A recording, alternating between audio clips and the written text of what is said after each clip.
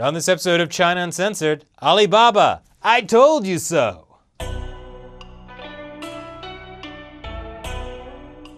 Hi, welcome to China Uncensored. I'm your host, Chris Chappell. A few months ago, I did an episode on Chinese e-commerce behemoth Alibaba.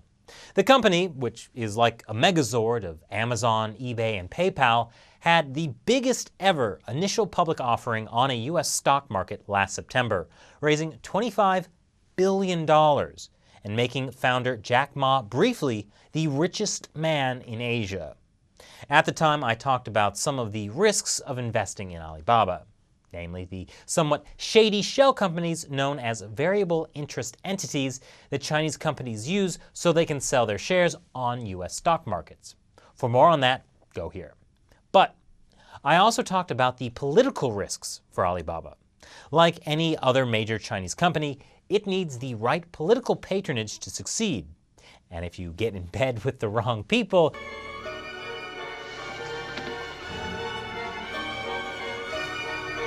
well, you might not like how you wake up. Just last month, it looked like Alibaba had forgotten to lock its doors.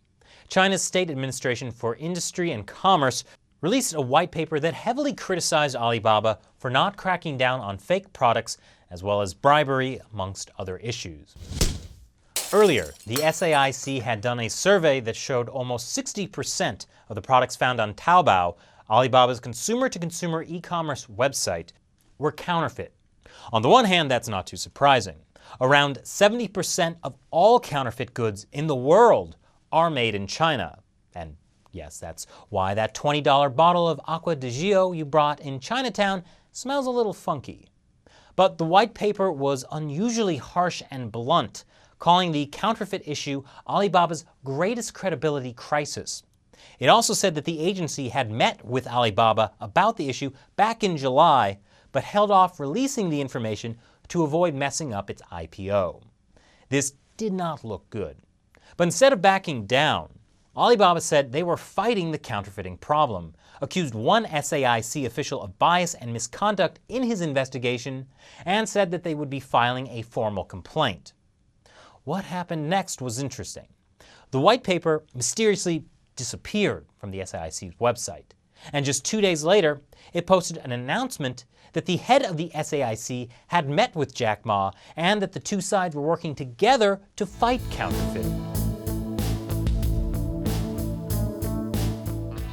The announcement also called Alibaba steadfast and resolute and downplayed the previous white paper as just notes from the meeting back in July. Nothing official about that document at all.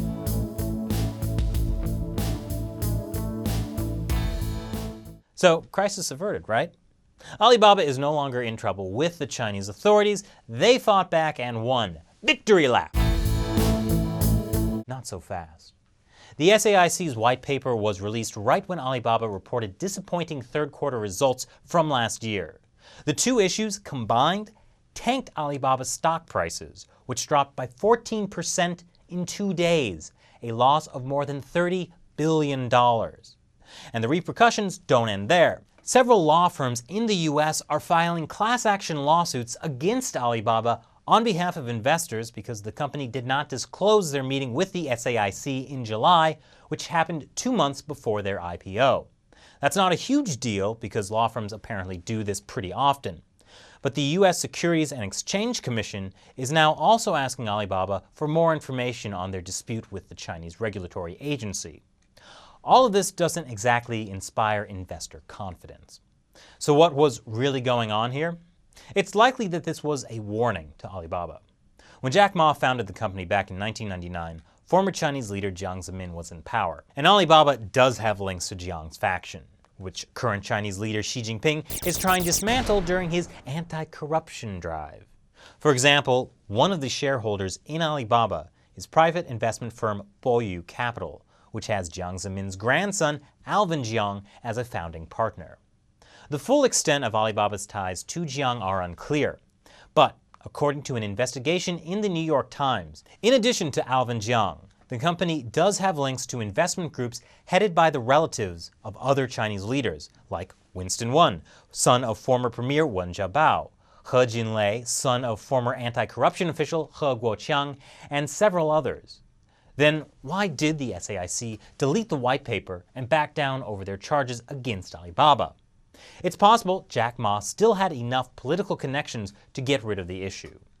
Ma has always been publicly uncomfortable with the idea of mixing business and politics, saying that he objects to making political connections with Alibaba and telling his employees to be in love with the government but not marry them. That's easier said than done though, Jack. After all those years that you and the government have been together, you don't want to even make an honest woman out of them. The truth is, no matter how much Jack Ma protests, his company won't make it without political connections. And with Xi Jinping going after companies that are linked to Jiang, Alibaba needs to cut its ties to that faction fast. For U.S. investors, this should be a wake-up call as well.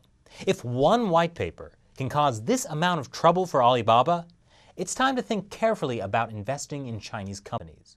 No matter how big the Chinese market looks, at the end of the day, it's still controlled by party officials, and they'll do whatever they have to achieve their political ends.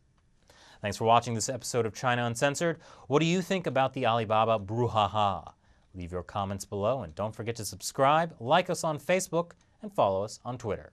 See you next time.